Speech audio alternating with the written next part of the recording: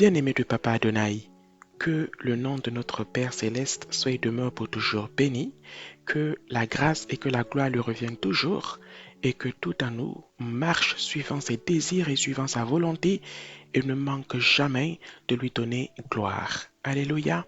Amen. Bien-aimé de Papa, je suis content d'être en connexion avec toi en ces moments. Je suis heureux d'être lié à toi en ces instants dans la présence de Papa Adonai pour l'élever, pour l'adorer et pour l'exalter pleinement. Il est capital pour un enfant de Dieu de prendre du temps pour manger la parole de vie. Il est capital pour un enfant de Dieu de toujours chercher à écouter son Père. C'est comme dans une maison avec les parents et les petits-enfants.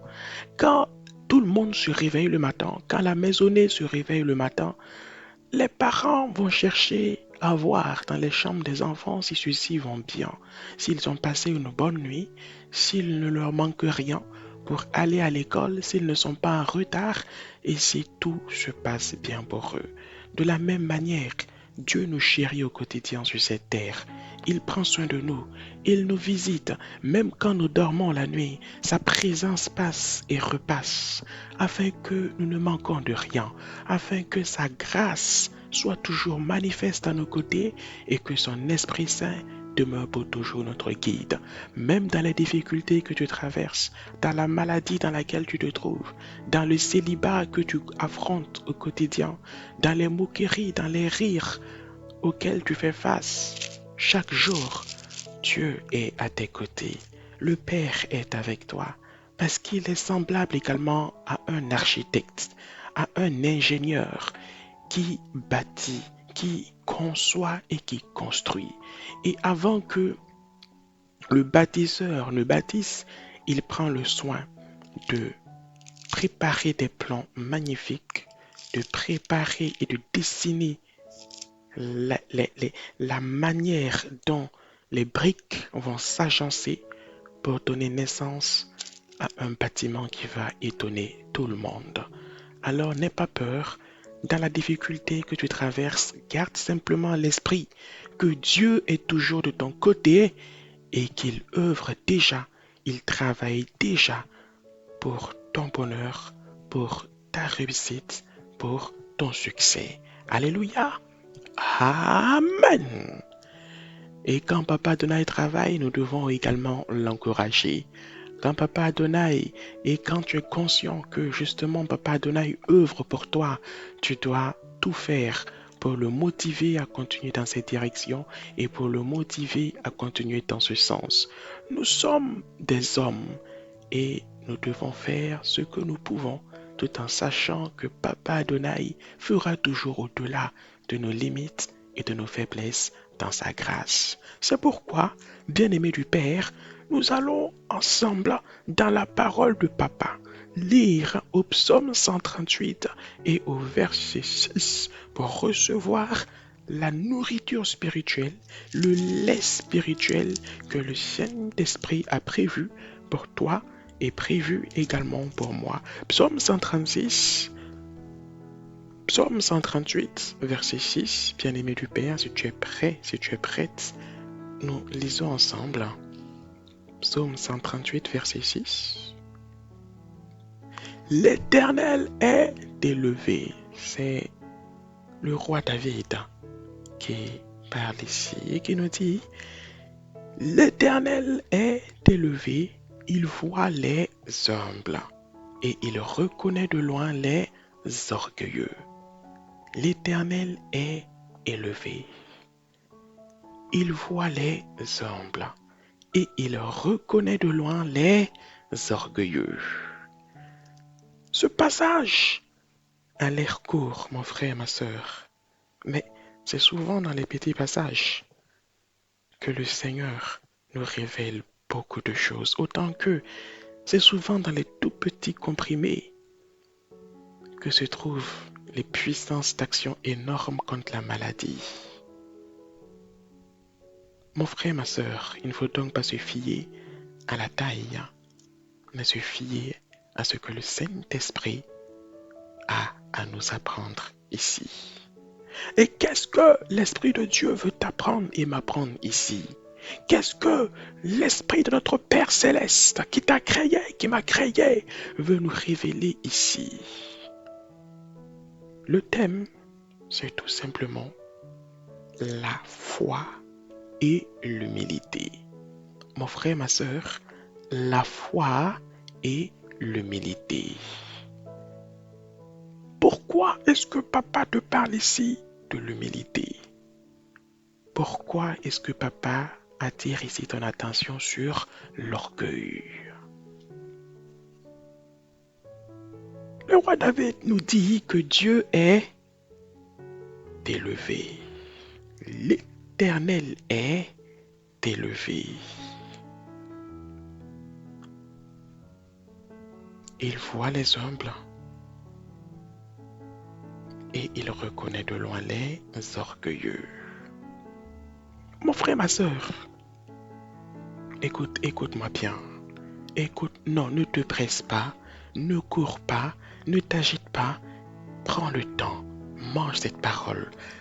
Allons ensemble, afin que nous comprenions cela très bien, dans le livre de Luc, au chapitre 7, et du verset 6 au verset 10. Luc chapitre 7, verset 6 à 10, nous lisons: Jésus, bien-aimé du Père, si tu es prête, nous allons ensemble. Luc chapitre 7, verset 6 à 10. Jésus, étant allé avec eux, n'était guère éloigné de la maison, quand le centenier envoya des amis pour lui dire: Seigneur, ne prends pas tant de peine, car je ne suis pas digne que tu entres sous mon toit.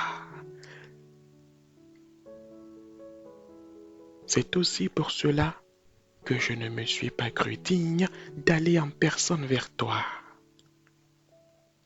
Mais dis un mot, et mon serviteur sera guéri. Car moi qui suis soumis à des supérieurs, j'ai des soldats sous mes ordres. Et je dis à l'un va, et il va, à l'autre viens, et il vient. Et à mon serviteur, fais cela, et il le fait. Lorsque Jésus entendit ces paroles, il admira le centenier. Et, se tournant vers la foule qui le suivait, il dit: Je vous le dis, même en Israël, je n'ai pas trouvé une aussi grande foi. De retour à la maison, les gens envoyés par le centenier trouvèrent guéri le serviteur qui avait été malade. Bien-aimé du Père, mon frère, ma sœur, pourquoi est-ce que le Père nous parle ici d'humilité? Pourquoi est-ce que le Père ici attire notre attention sur l'orgueil? Écoute très bien. Tu connais très bien cette histoire d'ailleurs. Mais il y a des choses puissantes ici que le Saint-Esprit souhaite que tu comprennes davantage. Il y a des choses importantes ici que le Saint-Esprit souhaite que tu cernes encore plus. Qui était le centenier romain? Pourquoi le centenier romain n'a pas voulu que le Seigneur Jésus-Christ vienne dans sa maison? Pourquoi le centenier romain dit-il: Seigneur, je ne me suis pas senti, je ne me suis même pas cru assez digne pour venir à ta rencontre? Il y a des choses importantes ici que nous devons comprendre. Écoute mon frère, écoute ma sœur. Le centenier romain en Israël était un étranger. Le centenier romain en Israël était un colon. Le centenier était un soldat qui avait été envoyé par l'Empire romain, par l'empereur romain, pour occuper des tâches spécifiques dans les bienfaits et pour les bénéfices de l'Empire même en territoire israélite. Cet homme-là en Israël était un étranger parfait. Oui, il faut comprendre d'abord comment est-ce que les Romains fonctionnent. Les Romains, d'un point de vue culturel et d'un point de vue religieux, ont leurs propres idoles. Ils n'adoraient pas ce centenier-là, le Jéhovah Dieu que les Israélites adoraient.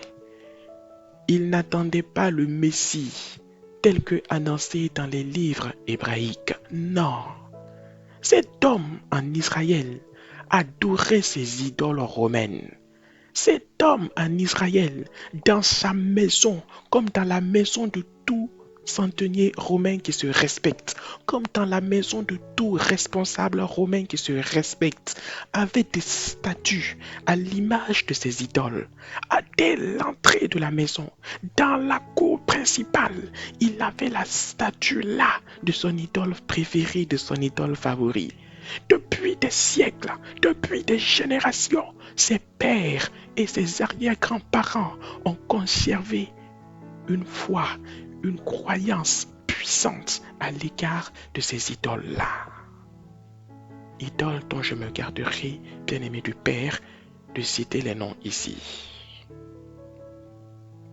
Écoute-moi bien, cet homme fonctionnait de la sorte jusqu'au jour où il a entendu parler de quelqu'un. Il a entendu parler d'un certain Jésus de Nazareth qui accomplissait des miracles extraordinaires dans le pays d'Israël. Un centenier en Israël était informé de tout ce qui se passait dans le pays. Si ses supérieurs hiérarchiques lui posaient des questions d'ordre général relatives à des renseignements étatiques, gouvernementaux, administratifs ou même sociaux en Israël, il devait être en mesure de répondre. Il devait être en mesure de dire à ses supérieurs qui était ce soi-disant, ce soi-entendu Jésus. Oui, le centenier romain était renseigné au quotidien de tout ce qui se passait dans sa circonscription. C'est ainsi donc qu'il a entendu parler de Jésus. C'est ainsi donc qu'il a appris que ce Jésus faisait des miracles, chassait des démons, ressuscitait des morts.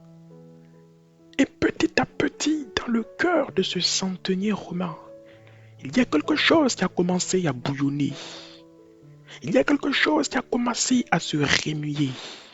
Ses croyances ancestrales ont commencé à être dérangées. Parce que l'homme là commençait à comprendre qu'il y avait puissance dans puissance.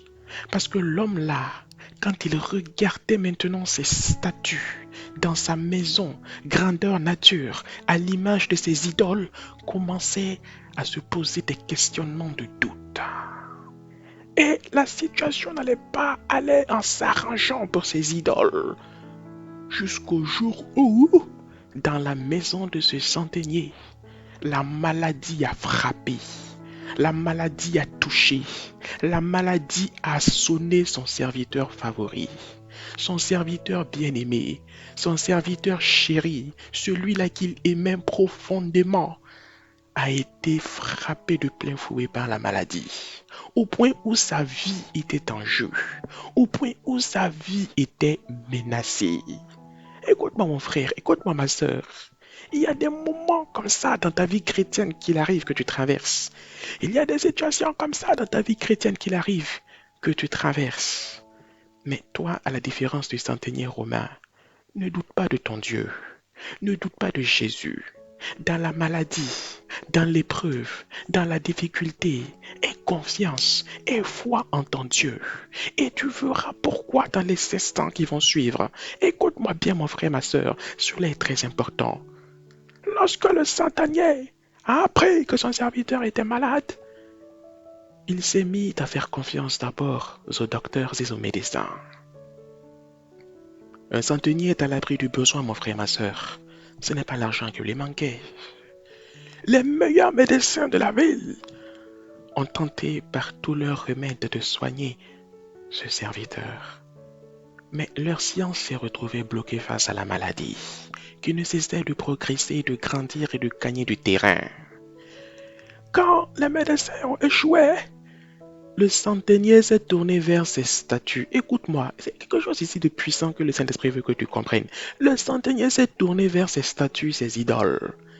Il s'est mis à jeûner, pleurer, prier devant ses idoles romaines. Mais de prière en prière, de jeûne en jeûne, de supplication en supplication, de sacrifice en sacrifice, le serviteur allait de plus en plus vers la mort.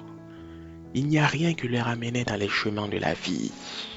Mais au plus profond de son cœur, Ce centenier commençait à réaliser le délit, le mensonge générationnel qui avait existé à l'égard des croyances qu'il éprouvait pour ses idoles. Jusqu'au moment où, ne cessant point d'entendre d'un côté les malades que Jésus guérissait, ne cessant point d'entendre d'un côté les témoignages relatifs aux malades que Jésus guérissait, les témoignages relatifs aux délivrances que Jésus opérait, les témoignages relatifs aux résurrections que Jésus réalisait, et que d'autre part, il voyait ses prières à l'égard des idoles inexaucées, et son serviteur fidèle allant de jour en jour vers la mort sur le chemin de la perdition. Cet homme-là, ce centenier-là s'est assis et il a réalisé quelque chose de magnifique. Écoute, mais c'est ça qui est important ici. Il a réalisé quelque chose de puissant. L'homme-là s'est rendu compte que les idoles qu'il adorait, que les idoles qu'il vénérait, que les idoles qu'il priait étaient basées sur des croyances fausses, étaient basées sur des croyances mensongères, et que si jamais il continue à rester prosterné devant ces statues, et que si jamais il continue à rester courbé, genoux fléchis, front contre sol devant ces statues, irrémédiablement son serviteur allait finir enterré. C'est parce qu'il a compris ça qu'il s'est dépêché de courir pour renvoyer des délégations chercher Jésus. C'est parce qu'il a réalisé ces réalités qu'il n'est pas resté assis devant ces statues, mais qu'il s'est levé. Choqué de voir que ses pères et ses grands-pères avant lui, choqué de voir que toute sa nation romaine, en tout cas la grande partie du peuple romain, fonctionnait selon ce système idolâtrique, il s'est rendu compte qu'il y avait un Dieu tout-puissant, qu'il y avait un roi bienveillant, qu'il y avait quelqu'un de magnifique qui régnait au-dessus de toute autorité et qui s'appelait Jésus. Jésus. C'est le centenier qui était romain et qui n'était pas israélite avait réalisé ces vérités. Qu'en est-il de toi aujourd'hui, mon frère, ma soeur qui est chrétien? Tu vas à l'église, tu chantes dans la chorale de l'église, tu es diacre, diaconesse, tu es serviteur de Dieu, prophète, prophétesse, docteur, doctoresse, apôtre, bishop.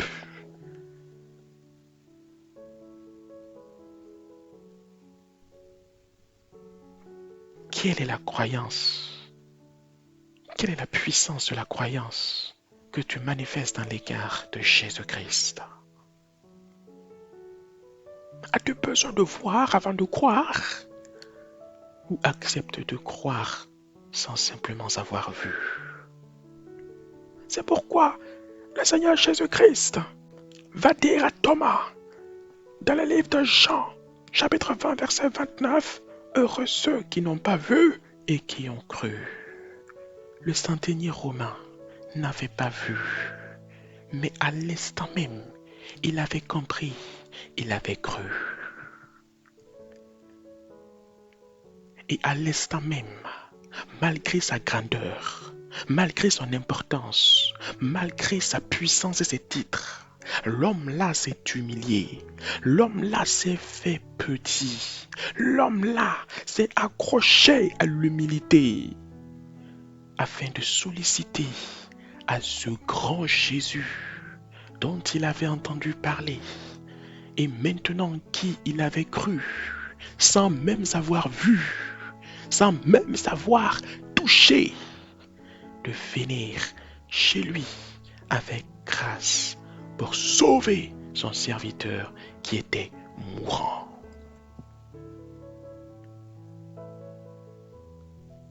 Mais en même temps, dans cette humilité, il aura honte.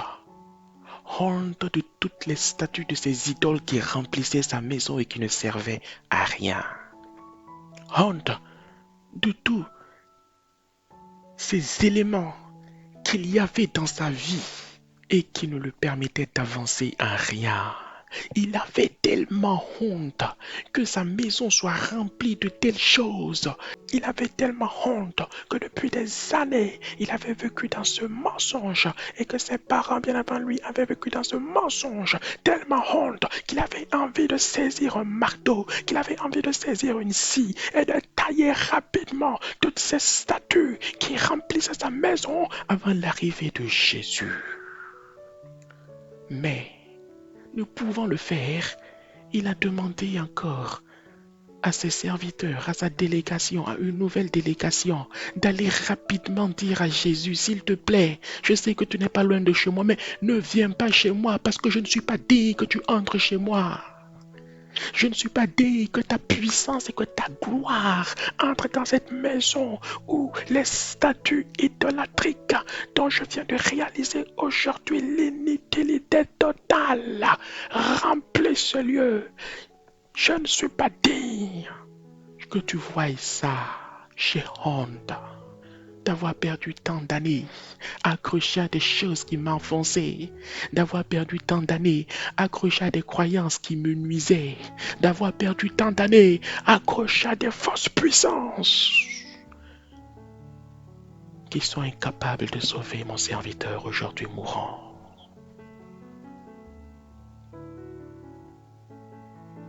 L'humilité de ce centenier lui a permis de recevoir la révélation. La révélation comme quoi Jésus sauve. La révélation comme quoi en Jésus se trouve le Sauveur. Et c'est ce conglomérat d'humilité, de révélation, de manifestation donc de foi qui a mené notre Seigneur Jésus à dire devant tout le monde, à l'instant même, sans entrer dans la maison de ce centenier, que dans tout Israël, il n'avait point vu une foi aussi grande. Aujourd'hui, tu crois à ces fétiches. Aujourd'hui, tu crois à ces objets que tu gardes dans ta maison. Il n'est pas encore temps pour toi, bien-aimé du Père, de prendre le droit chemin, d'emprunter le droit sentier, de fouler les routes de la foi et de la justice de Dieu. Aujourd'hui, toi qui as cru en Christ, tu te laisses entraîner dans l'orgueil du monde. Tu te laisses attirer à vouloir ressembler à tes connaissances, à vouloir ressembler à ceux qui sont là autour de toi, qui montrent leurs muscles, qui montrent leur richesse, qui montrent leur force, leur gloire, leur puissance. Tu les envies et tu as envie de les ressembler. Le Père te parle en ces instants. Le Père te parle aujourd'hui. Jeune fille en Christ, le Père attire ton attention aujourd'hui.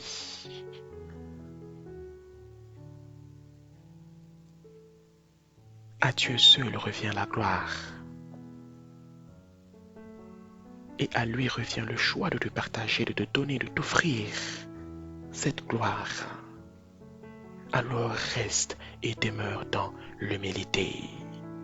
Reste et demeure dans l'humilité.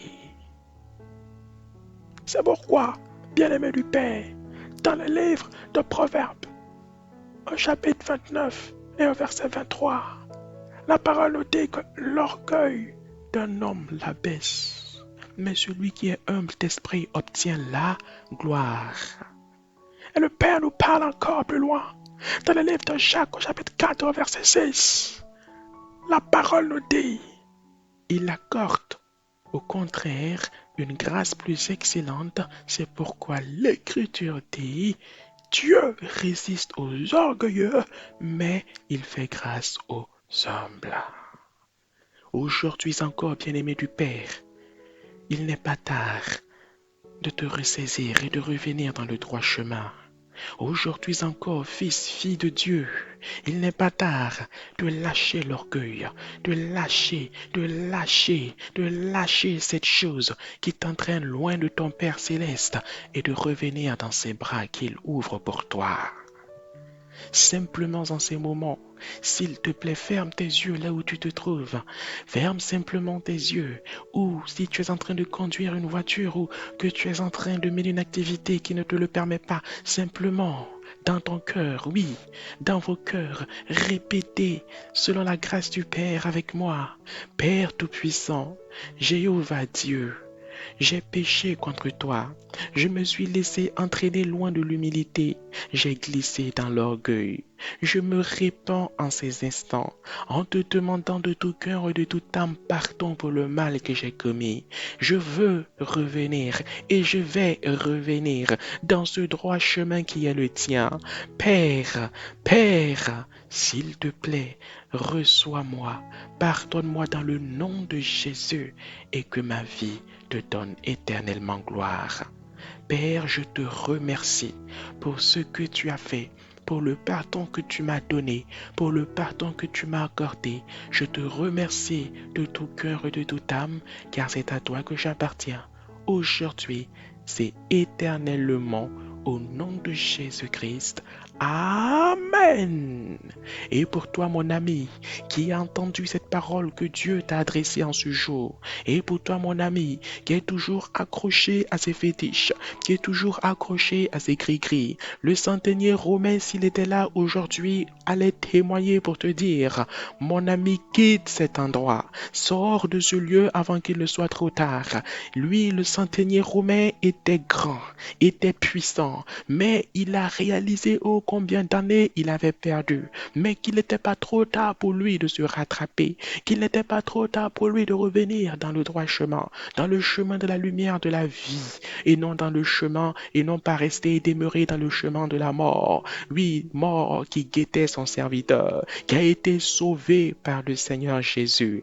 Oui, mon frère, oui, mon ami, aujourd'hui, à toi également, comme au centenier romain, le Seigneur porte ses regards sur toi. Le Seigneur porte ses regards sur toi. Laisse-toi entraîner, laisse-toi mener. Ce que Dieu veut, c'est que tu vives. Preuve par laquelle le serviteur du centenier romain n'est pas mort, mais il a été sauvé, il a été arraché à la maladie, arraché d'entre les griffes de la mort et est resté vivant. Aujourd'hui, le Père veut ta vie. Le Dieu Tout-Puissant, Créateur des cieux et de la terre, s'adresse à toi.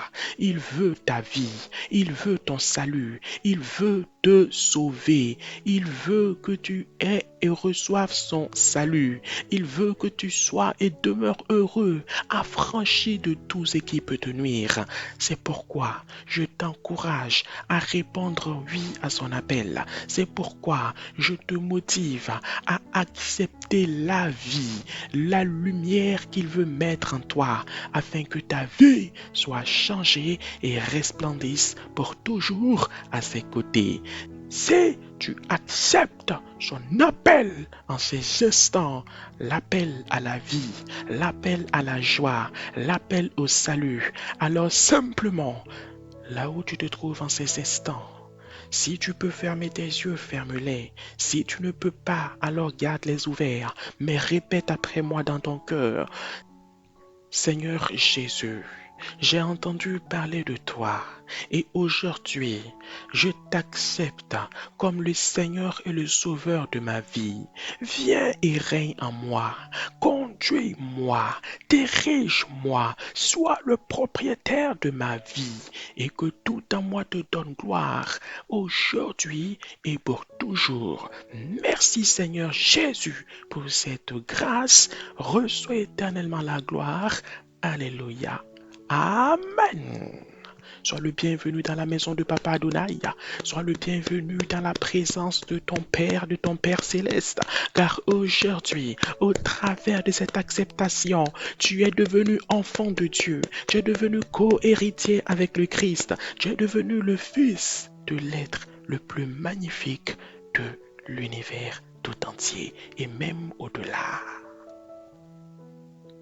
Mon frère, ma sœur, bien-aimé du Père, Papa nous dit qu'il y a de la joie dans les cieux et parmi les anges lorsque des hommes et des femmes donnent leur vie à Christ. Que le nom du Père soit et demeure pour toujours béni, que son nom demeure pour toujours élevé. Et quant à toi, garde cette parole qu'il nous a accordée en ce jour au travers donc de la Sainte Bible. Garde cela en toi, marche toujours avec lui, demeure toujours avec lui. N'oublie pas ce qu'il nous a enseigné en ces moments et mets cela en pratique de jour comme de nuit et n'aie aucune crainte, car le Père est avec toi, car le Père est en toi, car le Père est pour toi. Et ce que le Père désire, c'est que tu vives. Ce que le Père désire, c'est que tu triomphes. Ce que le Père désire, c'est que tu sois heureux et que tu demeures le champion incontesté qu'il a toujours attendu au travers de ta vie. Béni soit Papa Adonai, béni soit notre Dieu et notre Roi, que le Père te bénisse abondamment, qu'il te soutienne en tout temps et en toutes circonstances, et que sa main soit et demeure pour toujours sur toi. Bien-aimé de Papa, ne tremble pas, ne crains pas, car ton Père est avec toi. Et comme il te l'a dit dans le livre de Psaume, au chapitre 138 au verset 6, il a plaisir à t'élever, il a plaisir à te voir humble et à te protéger de tout ce qui ne glorifie pas son nom, y compris des orgueilleux. Sois et demeure dans l'allégresse de ton Père céleste et que tout en toi demeure toujours dans sa sainte présence. Merci Seigneur, merci Père Tout-Puissant, béni sois-tu Papa Adonai, aujourd'hui et pour toujours, et permets-nous encore de nous retrouver ensemble pour manger ta sainte parole au travers des enseignements que tu nous accordes via ton Esprit Saint. Merci beaucoup, et béni sois-tu Père, au siècle des siècles, au nom de Jésus-Christ. Amen.